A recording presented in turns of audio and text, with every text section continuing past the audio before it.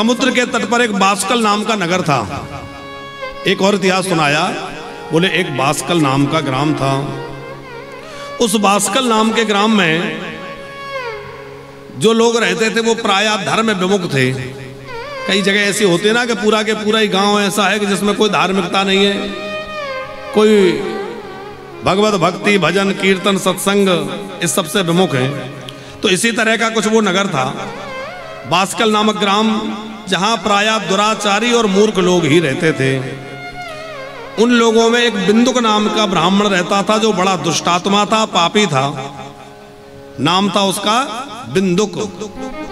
अच्छा अमरोदिया जी, जितने भी उदाहरण यहां दिए जाते हैं ब्राह्मणों के ही दिए जाते हैं, चाहे धुंधकारी का हो, चाहे अजामिल का हो, चाहे देवराज का हो और चाहे बिंदुक का हो, ब्राह्मणों के ही उदाहरण दिए जाते हैं। क्यों? बोले बाकी कोई व्यक्ति यदि पाप कर्म में लग भी गया तो उतना अधिक अपराध नहीं है, क्योंकि बेचारे को ज्ञान नहीं था, वो गलत मार्ग पे चला गया।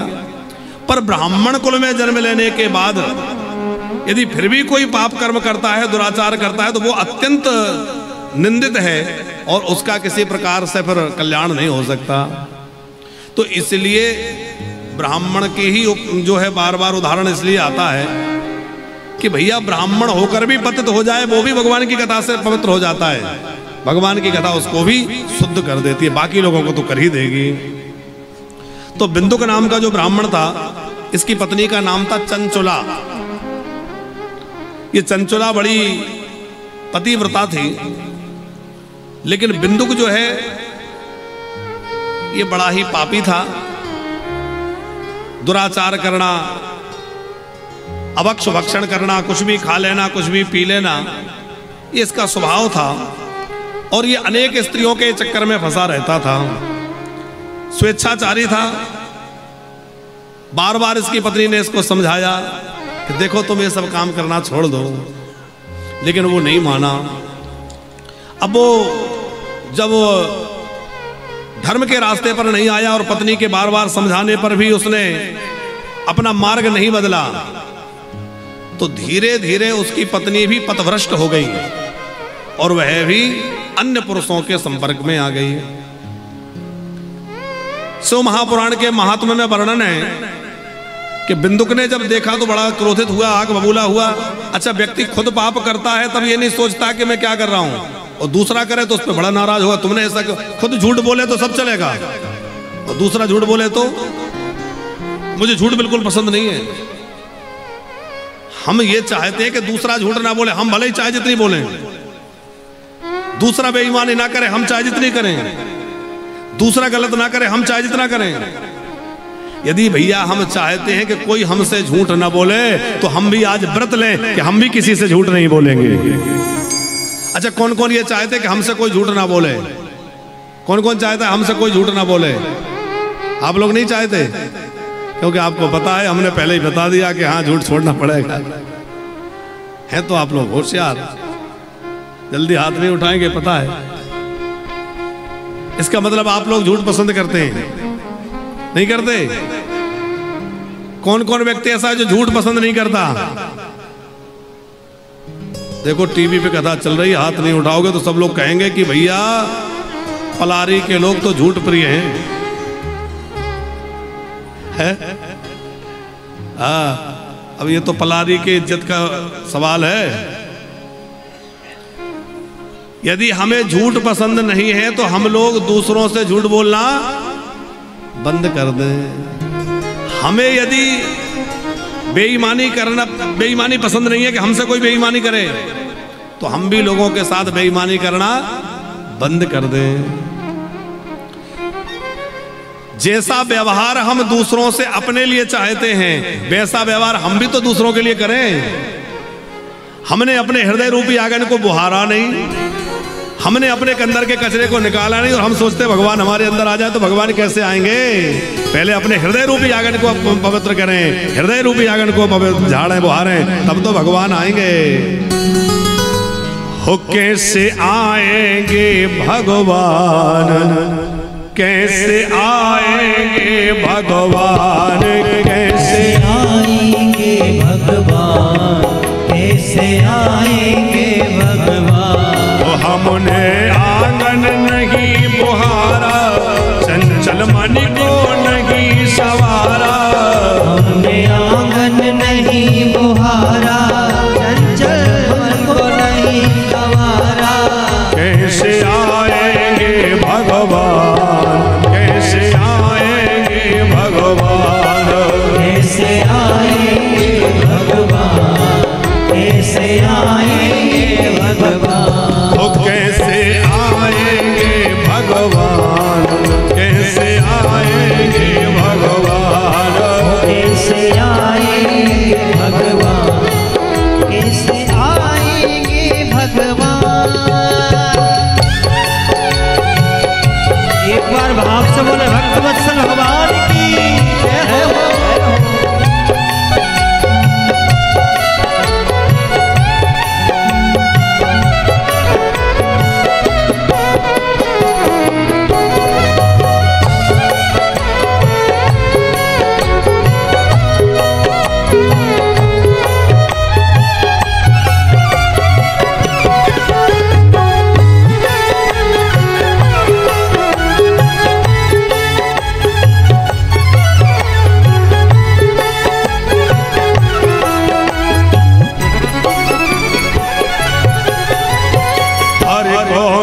कलमस कसाई की लगी हुई है ढेरे।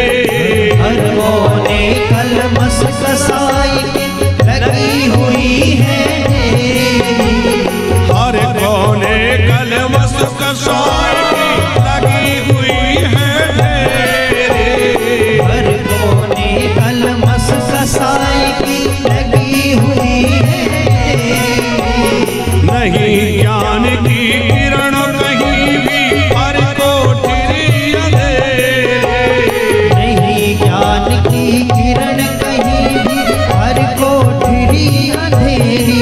आंगन चौबारा अंधियारा, आंगन चौबारा अंधियारा।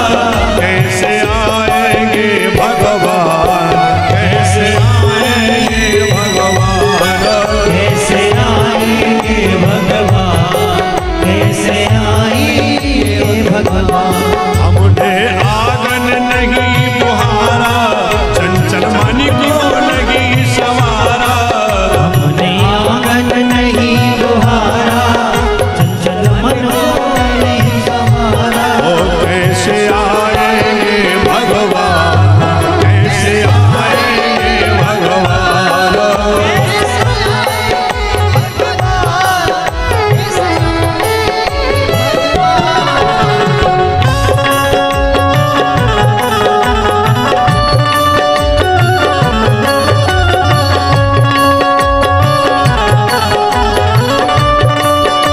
राधे ताली बजाते हुए।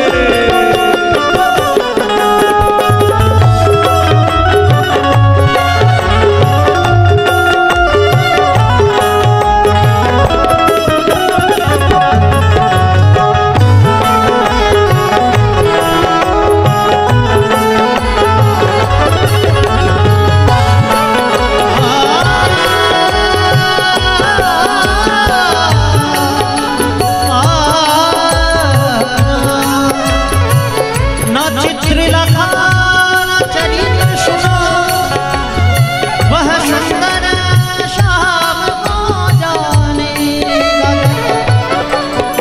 मन में न बसा मनमोहन तो, वह ठान किसी पर ठानेगा क्या। जिस बंदर ने इमली चखी, वह स्वाद सुधा पहचानेगा क्या। जिसने कभी प्रेम किया ही नहीं, किया वो जानेगा क्या। कैसे आएंगे भगवान, कैसे आएंगे भगवान। कैसे आएंगे भगवान, कैसे आएंगे भगवान, आएंगे भगवान, कैसे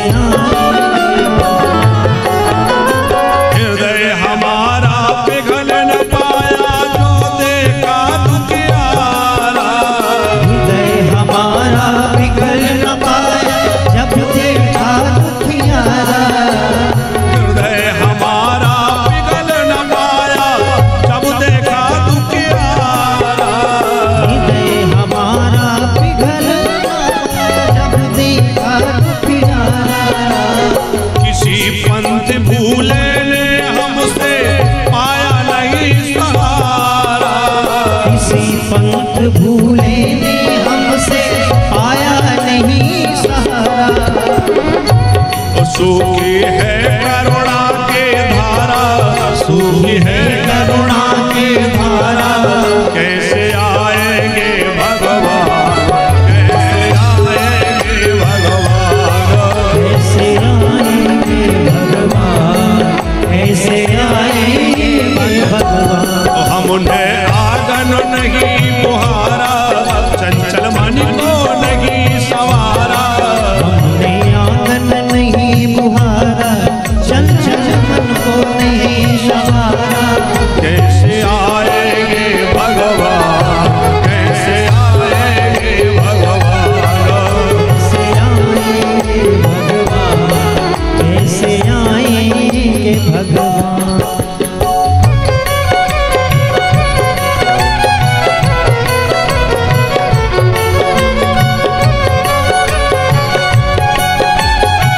रामलला सरकार की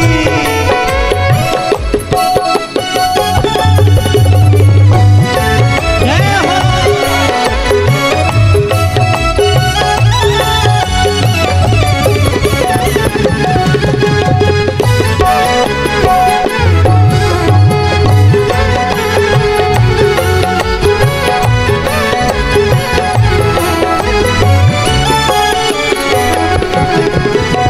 अंदर के पट खोल देख लो ईश्वर पास मिलेगा। अंतर के पट खोल देख लो, ईश्वर पास मिलेगा। अंदर के पट खोल देख लो ईश्वर पास मिलेगा। अंतर के पट खोल देख लो, ईश्वर पास मिलेगा। हर प्राणी में ही परमेश्वर कायाभास मिलेगा। हर प्राणी में ही परमेश्वर का आभास मिलेगा। तो सच्चे मन से नहीं बुलाया, सच्चे मन से नहीं बुलाया। कैसे आएंगे भगवान, कैसे आएंगे भगवान, कैसे आएंगे भगवान, कैसे आएंगे भगवान। तो हमने आंगन नहीं बुहारा, चंचल मन को नहीं सवारा। हमने आंगन नहीं बुहारा, चंचल मन को नहीं सवारा। कैसे आएंगे भगवान, कैसे आएंगे भगवान, कैसे आएंगे भगवान, कैसे आएंगे भगवान। कैसे आएंगे भगवान, कैसे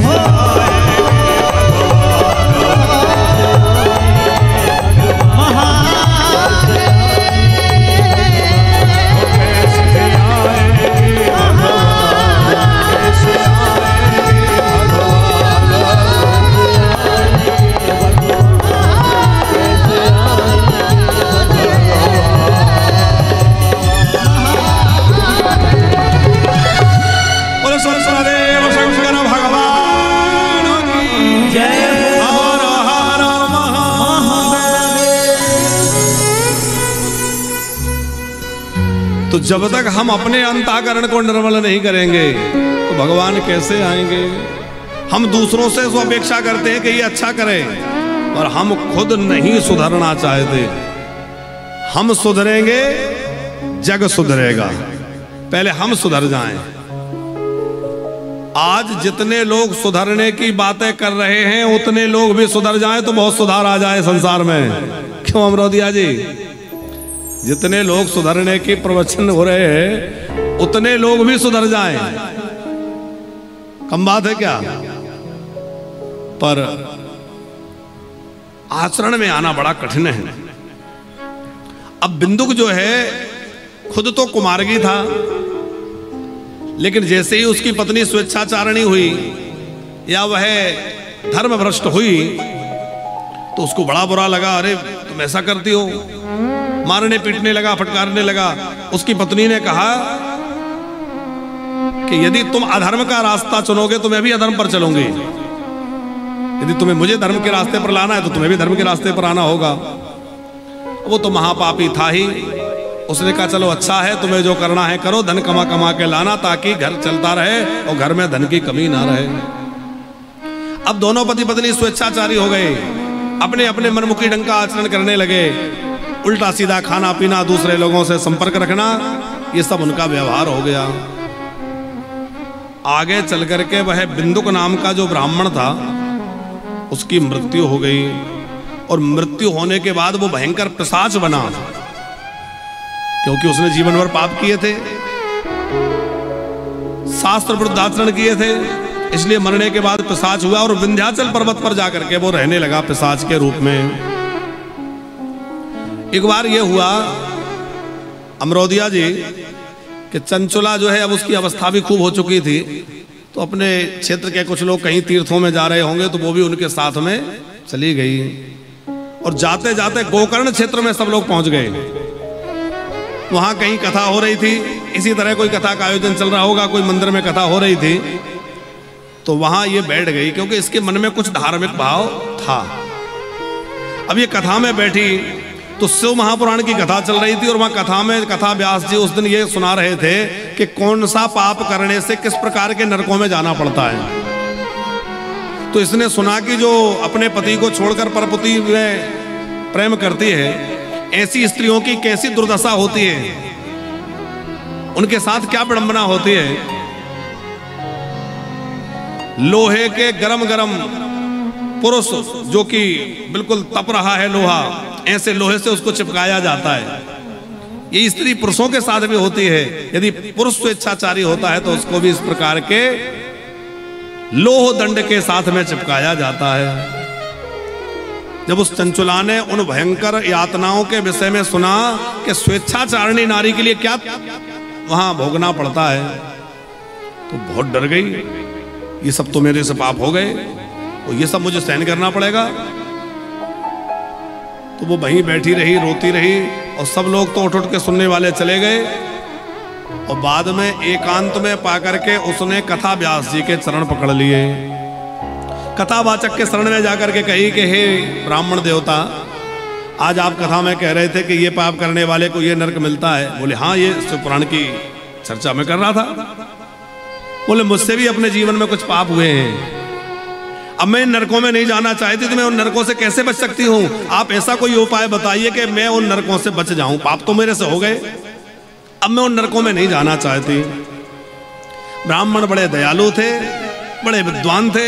उन्होंने कहा देवी अब तुम परेशान मत हो, क्योंकि अब तुम्हारा सुधार हो गया है, तुम्हारे मन में अब भाव जाग गया है, निश्चित तुम्हारी मुक्ति हो जाएगी। कहा देवी पश्चात्तापा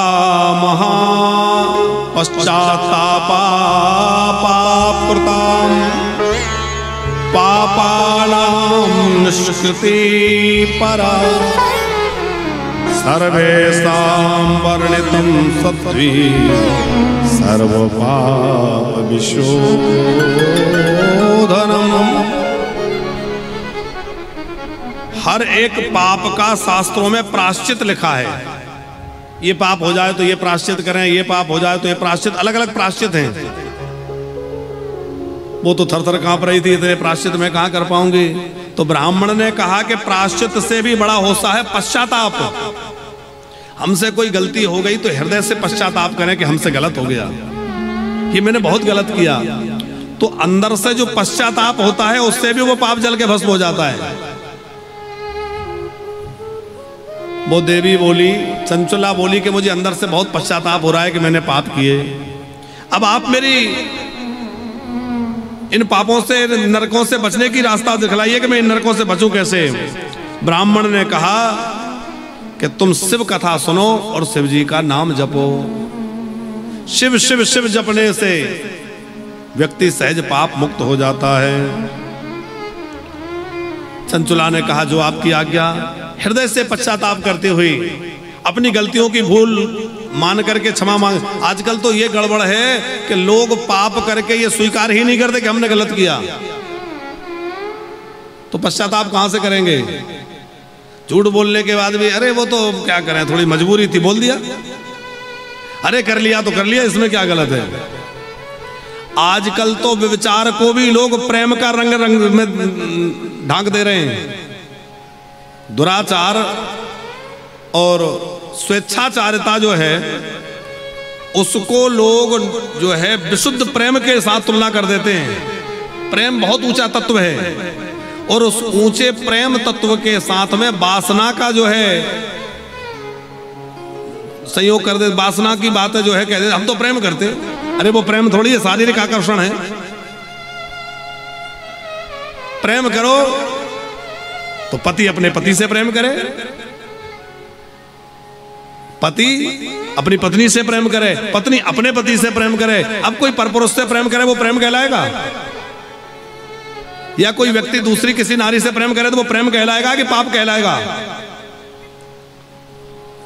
पर ऐसा भी आज समाज में व्याप्त हो गया है कि वह अपने इस स्वेच्छाचारिता को, इस महापाप को भी प्रेम जैसे पवित्र नाम का बाना उड़ा करके और ऐसे पापों में लगे हैं। और आज जो है प्रायश्चित करना तो दूर, वो अपनी गलती भी स्वीकार नहीं करते कि हमसे गलत हुआ है या हमने गलत किया है। हम निवेदन करें, जीवन में सदाचार की बहुत आवश्यकता है। आपको पता है कि जिस समय भगवान श्री राम ने रावण को मार दिया, अमरोदिया जी, तो मंदोदरी के मन में जिज्ञासा हुई कि मैं देख करके आऊं कि उस पुरुष में ऐसा क्या विशेष है जो मेरे पति में नहीं था।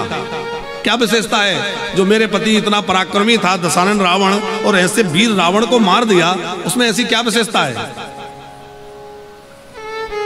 रावण को मारने के बाद राम जी एक शिला पर बैठे थे, थोड़ा सा गंभीर थे। उसी समय उन्होंने देखा कि पीछे से कोई स्त्री आई है, उसका परछाई पड़ी। राम जी सहम के उठ के खड़े हो गए, प्रणाम किया, देवी आप कौन है? मंदोदरी ने अपना परिचय दिया, मैं रावण की पत्नी मंदोदरी हूं।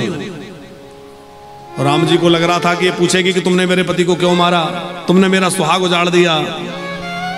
लेकिन मंदोदरी ने ये नहीं पूछा। मंदोदरी बोली मैं कोई शिकायत लेकर नहीं आई हूं, मैं तो देखने आई हूं कि ऐसी क्या विशेषता है। राम जी ने कहा क्या करिए, मैं क्या करूं? बोले नहीं, मुझे मेरा उत्तर मिल गया। क्या उत्तर मिल गया? नारियां जो है वो माँ के समान दिखने लगती हैं, अपनी नारी को छोड़ के सारी नारियां मुझे माँ के समान दिखाई देती हैं। ये राम का आदर्श है। इस समाज में आज आदर्श की स्थापना की आवश्यकता है। जीवन में यदि सदाचार नहीं है तो कुछ भी नहीं है। चरित्र गया तो सब कुछ गया। अपने चरित्र को बचा के रखें, ये बहुत मूल्यवान निधि है। तो चंचुला हृदय से पश्चाताप करने लगी कि मुझसे बहुत बड़ा अपराध हो गया, मैंने अपने चरित्र को गवा दिया। और नित्य प्रति उन ब्राह्मण के द्वारा जो कथा होती तो वो शिव महापुराण की कथा सुनती। कई दिनों तक कथा सुनती रही, उसकी वृत्ति शुद्ध हो गई और भक्ति ज्ञान विरागाणा वर्धनी मुक्तिदायनी बभो सुकृतार्था श्रुत्वाताम स्वत। धीरे धीरे वह शिव उपासना में लग गई और शिव जी की उपासना करते करते, शिव कथा सुनते सुनते उसका शरीर छूट गया। आखिर में उसकी मृत्यु हो गई। अब शिव कथा सुनकर के मरी थी, इसलिए उसके सारे पाप समाप्त हो गए। उसको लेने के लिए विमान आ गया और वह शिवलोक को चली गई। उसका स्वरूप कैसा हो गया? साक्षात पार्वती जी कैसे ऐसा स्वरूप उसको प्राप्त हो गया। और वह दिव्य रूप धरा दिव्या दिव्या दिव्य चंद्रार्ध शेखरा गौरी बिलसद दिव्य भूषणा। वह विमान में बैठी तो दिव्य आभूषणों के साथ सुसज्जित होकर के अर्ध चंद्र मस्तक पर सुशोभित हो रहा है। बड़ी सुंदर नवल साड़ी धारण के पार्वती के सदृश स्वरूप उसको प्राप्त हो गया और पार्वती जी की सहचरी बन गई, सखी बन गई।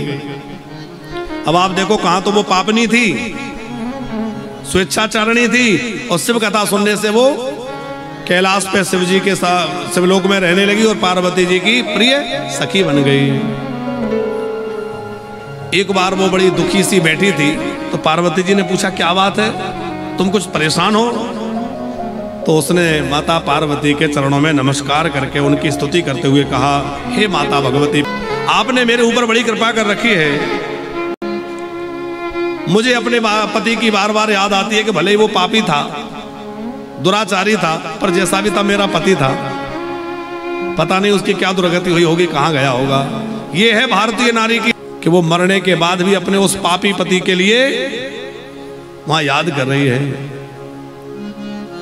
तो माता पार्वती ध्यान लगाकर देखा तो जान गई कि इस समय वो कहां है। बोले, वो तो पिशाच बन गया है और विंध्याचल पर्वत पर भटक रहा है। चंचला बोली, कैसे भी कुछ करो, ऐसी कुछ विधि लगाओ जिससे मेरे पति उस योनि से मुक्त हो जाएं और वो भी कैलाश पर आ जाएं। तो माता पार्वती ने तुम्बरु नाम के गंधर्व को बुलाया, उनसे कहा कि तुम जाओ विंध्याचल पर्वत पर और वहां जाकर के पिशाच योनि में पड़े हुए इसके पति को किसी भी प्रकार शिव महापुराण की कथा सुनाना, जिससे वह पापों से मुक्त हो जाए। तुम्बरु नाम का गंधर्व जो है वो विंध्याचल पर्वत पर गए। अब वो पिशाच जो है बड़ी घोर योनि है, वो कथा क्यों सुनेगा? भूत प्रेत पिशाच ये कथा नहीं सुनते, बल्कि कथा में विघ्न करते हैं। जब भी हम लोग कथा करते हैं तो कथा में जो है भूत प्रेत पिशाच तो विघ्न करने वाले होते हैं। तो इस प्रेत को कथा सुनाना था, तो इसको रस्सियों में बंदी बना लिया और रस्सियों में बांध करके एक वृक्ष से बांध दिया और जबरदस्ती कथा सुनाई।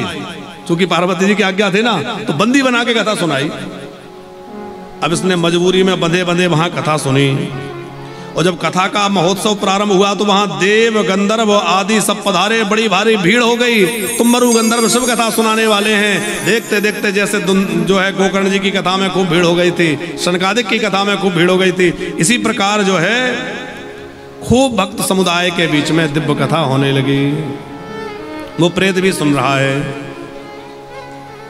और जैसे ही शिव महापुराण की कथा पूर्ण हुई तो वह पिशाच देह उसकी छूट गई और दिव्य देहधारी पुरुष प्रकट हो गया।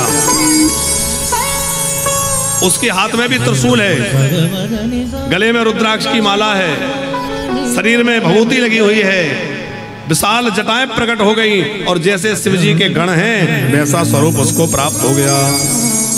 और दिव्य रूप धारण करके शिवगणों के साथ में वह कैलाश पर गया और कैलाश पे जाकर के भगवान शंकर की सेवा में सदा के लिए नियुक्त हो गया। ये है शंकर जी की कथा सुनने का महात्मा। बड़े दयालु हैं भोले बाबा।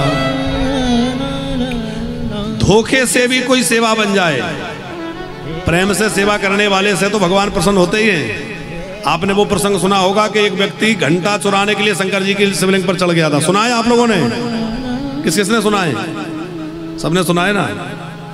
घंटा चुराना था और कुछ नहीं मिला तो शिव जी पे चढ़ के शिवलिंग पे खड़ा हो गया, चोर ही तो था। अब भोले बाबा ने कहा, भाई लोग मुझे फूल चढ़ाते हैं, फल चढ़ाते हैं, जल चढ़ाते हैं, पर तेरे जैसा भगत आज तक नहीं मिला जो पूरा के पूरा चढ़ जाए। एक बहेलिये का प्रसंग है शिव महापुराण में, अमरोदिया जी के एक शिकारी जो है पेड़ पे बैठ के और धनुष बाण लेके शिकार करने के लिए तके हुए बैठा था कि कोई शिकार आएगा तो यहीं से मारूंगा। संयोग से जिस पेड़ पर वो बैठा था वो बिलपत्र का पेड़ था और बिलपत्र के पेड़ पे वो बैठा था, नीचे शिवलिंग थे, कोई उसने ध्यान नहीं दिया और वो शिकार की प्रतीक्षा में था कि कब कोई शिकार आए और मैं मारूं। कोई पशु उसको दिखाई नहीं दिया तो वो वहां से पत्तियां तोड़ तोड़ के नीचे फेंकता गया। ऐसे बैठे बैठे वो अनायास फेंक रहा था। संयोग से वो बिलपत्र टूट टूट के और शिवलिंग पर गिरते गए।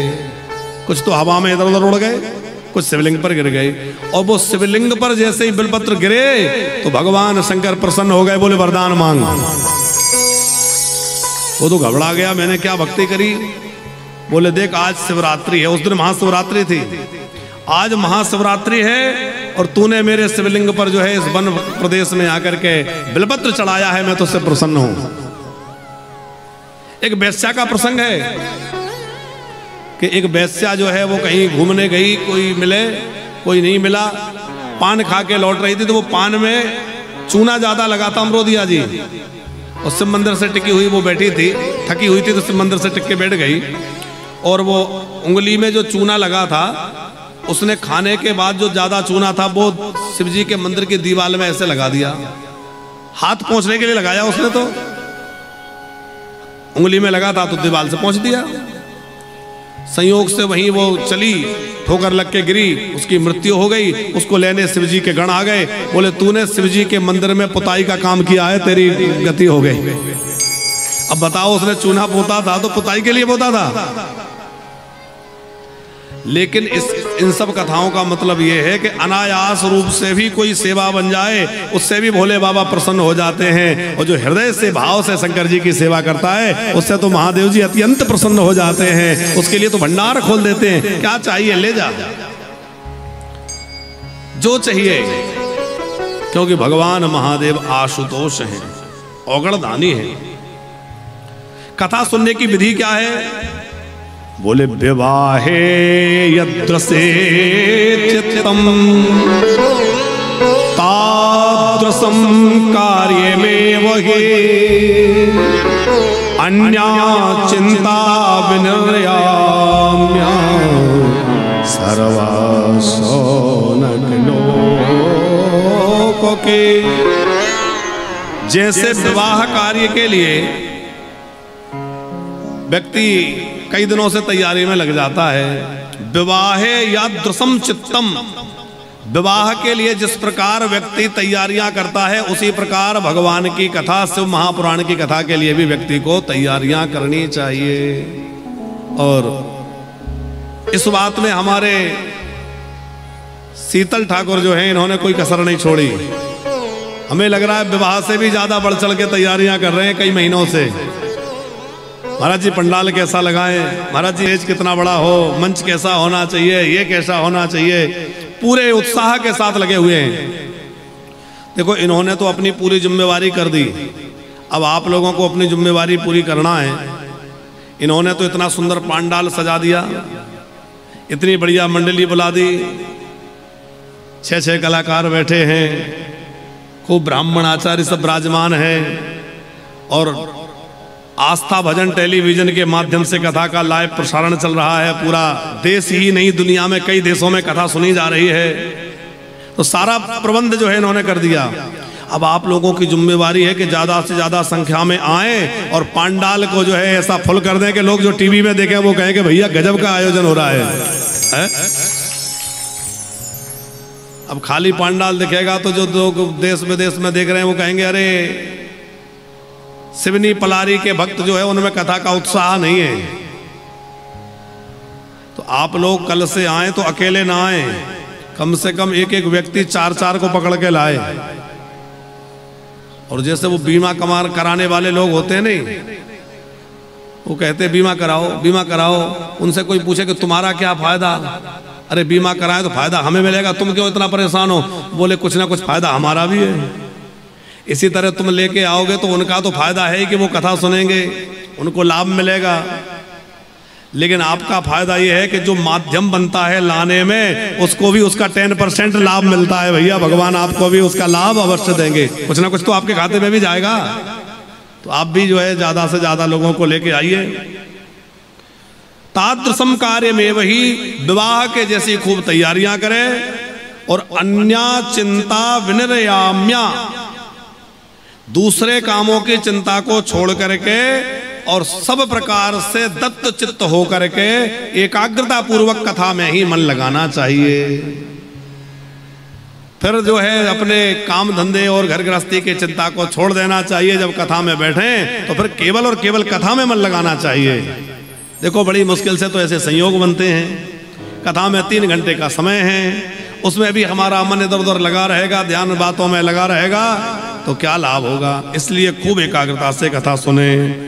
लोक चिंताम धनागार पुत्र चिंता युधस्य च कथा चित्ता शुद्धमति सलभेत फलम उत्तमम। अब ये हम विधि जो बता रहे हैं, ये बता रहे हैं परहेज अथवा दवाई खाने की विधि। ध्यान से सुनना। जैसे आप किसी डॉक्टर के पास जाएं, डॉक्टर ने दवाई दी कि ये दवाई खा लेना, आपका रोग ठीक हो जाएगा, लेकिन साथ में डॉक्टर कुछ परहेज और दवाई खाने की विधि बताता है कि नहीं? विधि, दवाई को ऐसे ऐसे खाना है और इन इन चीजों से परहेज रखना है। तो इस भवरोग की औषधि, इसकी दवाई है ये भगवान की कथा, शिव महापुराण की कथा। खाने की विधि क्या है? तो वो यहाँ सूत जी महाराज कह रहे हैं। बोले खाने की विधि ये है कि अपने चित्त को घर से, परिवार से, काम धंधे से, सब जगह से हटा करके एकाग्रता पूर्वक कथा में लगाना चाहिए। कथा की निंदा नहीं करनी चाहिए। दीक्षा विहीन व्यक्ति को कथा सुनने का पूरा लाभ नहीं मिलता है, इसलिए पुंसाम दीक्षा विहीनानाम नाधिकारा कथा श्रवे। यदि दीक्षा ग्रहण नहीं की है तो दीक्षा ग्रहण करके कथा सुननी चाहिए। श्रोतु कामैरतो वक्तुर दीक्षा गृह्या च तैर्मुने।